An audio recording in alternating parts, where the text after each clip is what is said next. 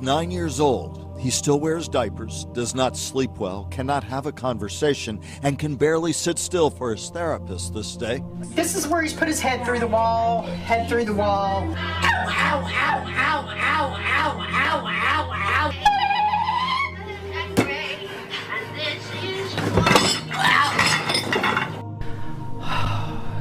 This is the result of my autistic son, Andrew, who went into a rage. Unfortunately for Pam and her husband, Brian, rages are common for their 2 adult children with autism.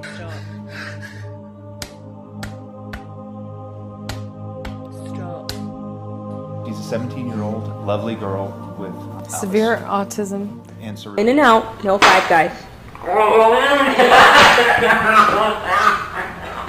Prayed.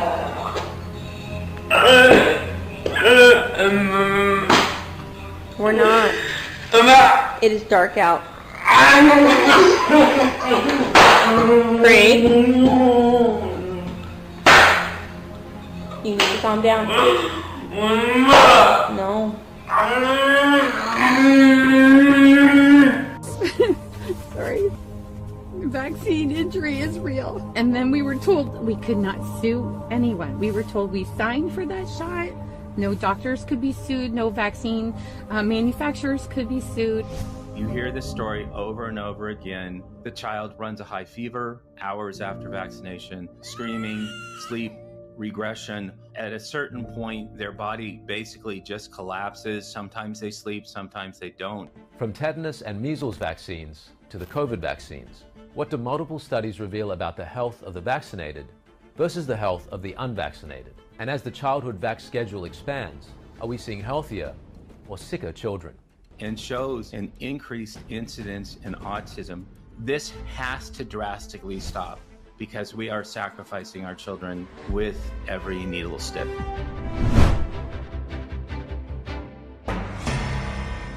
Autism spectrum is an umbrella term used to describe a range of conditions characterized by difficulties in social interactions and communication, unusual sensitivity to sensory inputs, and restricting repetitive behaviors. The word spectrum means there is a great array of symptoms with various degrees of severity. With autism, there can be a wide range of intellectual and learning abilities from highly capable to severely challenged. A number of other conditions tend to occur more often in autistic people, including gastrointestinal disorders, epilepsy, feeding problems, anxiety, and depression. Widespread differences in an autistic brain. Notably, there are alterations in neuronal connectivity. Some connections are enhanced, while others are reduced. Overall, though, an autistic brain seems to have more connections than usual. As a result, autistic people may notice details that others do not, but have difficulty following the topic of a conversation or seeing other people's point of view. In trying to reduce sensory input, people with autism typically withdraw from others and follow a strict daily routine. Depending on the affected sensory modalities, some people avoid eye contact, others cover their ears to reduce noise level, wear loose clothing to reduce touch, or eat the exact same foods day after day. Signs of autism usually manifest early in life, and diagnosis can often be made by age 2 or 3. Look at what's happening to children who have become autistic, just like you heard, where a very active child suddenly becomes asinine, or even a well-behaved child becomes radically active, overactive. Something just goes wrong, unstable.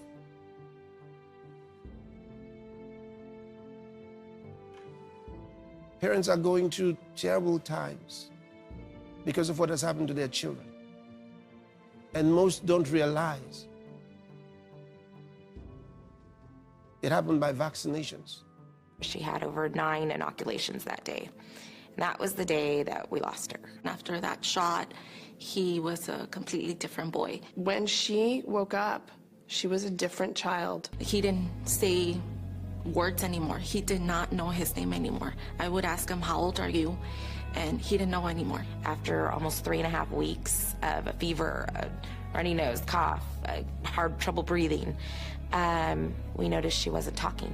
She started to get frustrated and seemed confused. And then there would be zombie-like moments where she would just stare out the window, and you could yell her name as loud as you can, and she wasn't even going to respond. Through the next 6 months, he had to wear a helmet because he would hurt himself. He would bang his head against walls. He liked to play in his diaper. He was definitely not speaking. He wasn't crawling. He wasn't walking. It was very clear that there was brain damage involved. What alarmed me the most was the reaction the doctor had. It was an immediate defense of vaccines. His reaction was, well, that's what happens when you get a lot of shots. And just by looking up the definition of autism, I knew he had it, because everything that was being described, it was what he was doing. So after that, I took him into an evaluation, and he got the actual diagnosis. I mean, they can call it autism, but it was a clear indication of when it started, how it happened. As a young mom, I thought I knew everything. I researched the crib, I researched the car seat, I made sure we were in the best school district, and I mean hours and hours of research. But when it came time to vaccinations, I completely trusted my doctor. Those of you who have kids, little children, and you are rushing to get them vaccinated after birth, you are destroying those children. You are giving them sicknesses they were never born with. Now they have the potential to be sick with what you thought you were preventing them from. Millions of children around the world have fallen victim to the horrendously damaging consequences of the sinister works of these pharmaceutical industries.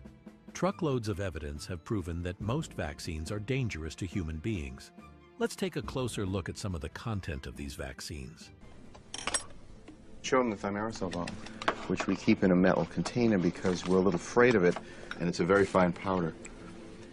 This is thimerosal, which is labeled very toxic. Has cumulative effects, can cause damage to the kidneys, to the respiratory system, skin, to the nervous system.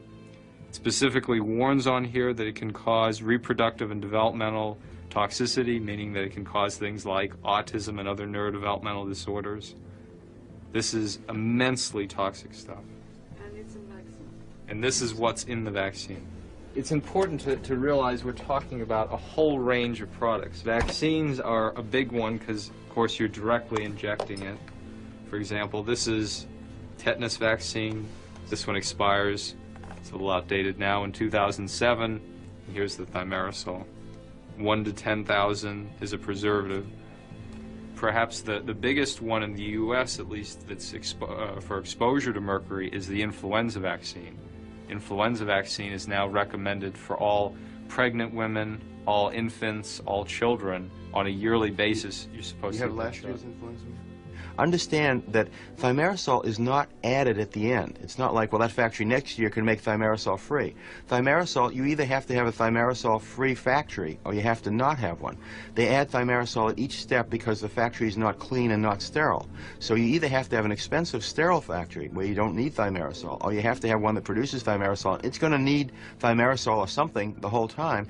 It needs to be stopped. This is the influenza vaccine from Adventist Pasteur, their flu zone. Thimerosal,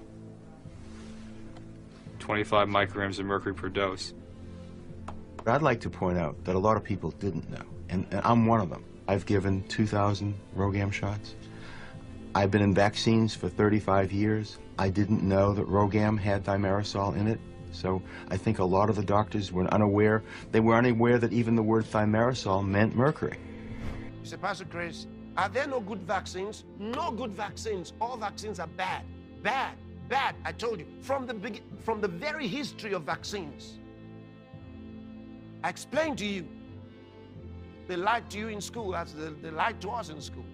My mission actually for the last 23 years has been to inform people about the problems associated with vaccines, that they're not safe, they don't keep you from getting sick, they're not necessary, and they absolutely cause harm, and I'm talking about all of them, the entire pediatric schedule and, of course, the COVID jabs. I really thought that the only thing in a vaccine was a little dead or attenuated virus and a little bit of normal saline. It wasn't until September of 2000 that I actually read a package insert, and when I I actually read a package insert and started researching all the different vaccines, I was mortified that if a child gets all of the vaccines in the entire schedule, they get almost 13,000 micrograms of aluminum and they get almost 600 micrograms of mercury, plus over 200 different chemicals. And I had no idea. So that's why they've never been proven to be safe.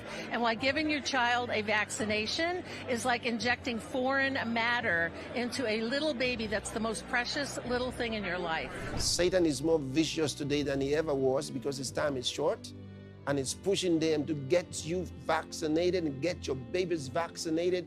And I'm telling you, the rate of increase of autism and several other kinds of diseases is very high now. What was the autism rate in 1960? Do we know? In 1960, the autism rate, there's about 4 or 5 studies, and the highest rate, say about 1 in 2,500, 1 in 1,500, 1 in 2,500, 1 in 10,000. So that, it was somewhere between 1 in 1,500 and 1 in 10,000. Today, it's 1 in every 34 kids, according to CDC, and in some states, like California, I think maybe Utah and New Jersey, 1 in 22. 1 in 22 kids. And, these kids should be healthy. These kids should be our highest performing kids. And they instead are have this extraordinary disability that's going to keep them dependent and not, a lot of these, if you're full-blown autism, it's a nonverbal, non-toilet trained, head banging, stimming, toe walking. These are kids that will never throw a baseball. They'll never graduate high school. They'll never go out and take a girl on a date. They'll never use the toilet alone. They'll never write a play. They'll never write a poem. They'll never vote. What we've learned is this childhood vaccine schedule is not what we thought. And now, critically looking at it, we have a situation that we just learned that the World Council for Health, now international body, is calling for a complete moratorium on childhood vaccines. First international organization to call for that. Why? Because the vaccines are piling up one after another. They're being given in multiple salvos. There are safety events now that we learned. In 1986, the U.S. passed legislation that indemnified the manufacturers of vaccines. In that legislation, it says the vaccines have unavoidable harm. It says that. So what are the harms that we're seeing? It's clear when the vaccines are given in multiple rounds. It's probably no single vaccine and no single additive, but it's the sum total of the vaccines given at once. We're seeing a strong signal towards neuropsychiatric disorders, so attention deficit disorder, Asperger's, autism, seizures, allergic diseases, asthma, atopic dermatitis. And even death. Need for termination, sudden infant death syndrome. And then the converse now. This is the converse, which is papers by Mawson, Hooker, Miller, Thomas, and an older Amish study. All 5 studies show if children go natural, no vaccines whatsoever, they have the best outcomes. Freedom from these things. And, when I was a kid, the rate of autism was 1 in 10,000. Now it's 1 in 36. Oh, my God. And there's about 200 published manuscripts showing it's a immune system dysregulation. 1 in 36? 1 in 36. Yeah. 1 in 36. The immune system dysregulation that, in a reactogenic phase of the vaccine, sometimes with a febrile seizure, the inflammatory factors go into the brain, probably permanently change it. And the vignettes the mothers tell us that the child was fine up until the time they took multiple rounds of vaccines, and then they developed autism. Those vignettes are almost certainly correct. We can't pin it down to any single vaccine, but I'm telling you, in total, it doesn't look good. This epidemic of autism is a tsunami. And remember, now you say, why autism? I'll tell you, it's very simple. The reason for afflicting these children with autism is part of the depopulation agenda, because one day, as they have planned, all such kids will be rounded up to be destroyed as not good for human communities. And they must not be allowed to reproduce. Listen, what I just told you is nothing new. They did it before. During the Holocaust. That's what they did. That's what they did. They packed all those they called imbeciles and all these good-for-nothing people, they call them. And so if they can afflict and inflict so many with this autism, then all those children will be called no good. And they will convince you that they can't be helped and they must be destroyed. It comes to the point where to not speak out is to sacrifice a generation of children. We can't risk it.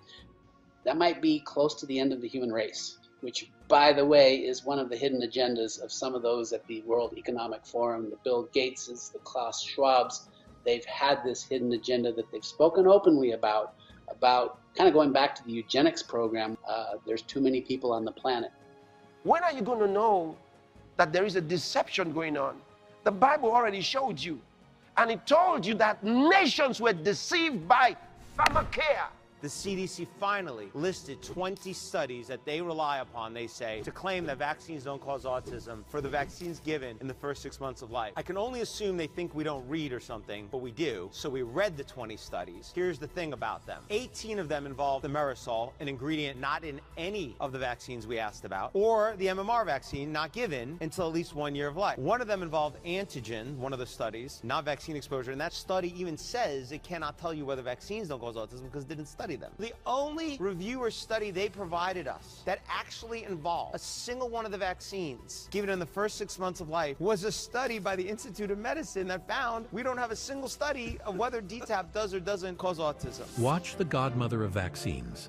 Vaccinologist Dr. Catherine Edwards wilt before your eyes during a deposition in preparation for a vaccine injury trial. According to your profile, you have done most of the pivotal trials relied upon to license many of the vaccines, correct, on the market? Yes, sir. Okay. So you're highly experienced at conducting clinical trials, correct? I'm highly experienced conducting clinical trials. Okay. And you're familiar with many of the clinical trials that relied upon to license many of the vaccines currently on the market, correct? I am. Okay. In your opinion, did the clinical trials relied upon to license the vaccines that Yates received, many of which are still on the market today, were they designed to rule out that the vaccine causes autism? No. I told you, wherever the vaccines went, diseases sprang up that were never in those environmental communities. Vietnam doesn't have anything. There's no such thing as autism in 1975, in year 2000, year 2001. There's no such thing. When Vietnam signed the WHO, and when Vietnam signed into the International Monetary Fund, the banking system, Bill Gates and the Gates Foundation introduced the vaccination program into Vietnam. Now Vietnam has over a 300% rise in autism. And if you want to know the problems surrounding vaccines, find out who is about to benefit. That's how you know if something is in the right direction or not. Who's doing it for who, and why the insistence? There is nothing more profitable in our society today than a sick child, because all of these entities are making money on them. The insurance companies, the hospitals, the medical cartel, the pharmaceutical companies have lifetime annuities. Any child and the earlier that kid is sick, they don't want to kill him. They want them sick for the rest of their lives. And we have now a whole generation. When my uncle was president, 6% of Americans had chronic disease. Today it's 60%. When my uncle was president, do you know what the cost, the annual cost of treating chronic disease was in this country? 0. There weren't even any drugs invented for it. Zero. Today, it's about $4.3 trillion. Many just believe, they were made to believe, that they needed vaccines to protect themselves and their children. We assume that if we vaccinate, we're getting protection. We assume that if we vaccinate, we're stopping spread of disease. Those are assumptions that have never been solidified in science. I have been seeing families in my practice for over 20 years that have opted out of vaccination. They are the healthiest children I have ever seen. God's people must not give them a chance. That's why we pray. And we have been very effective in our prayer. And we'll continue to pray. Don't give them a chance. That no advantage may be gained over us by Satan, for we are not ignorant of his devices.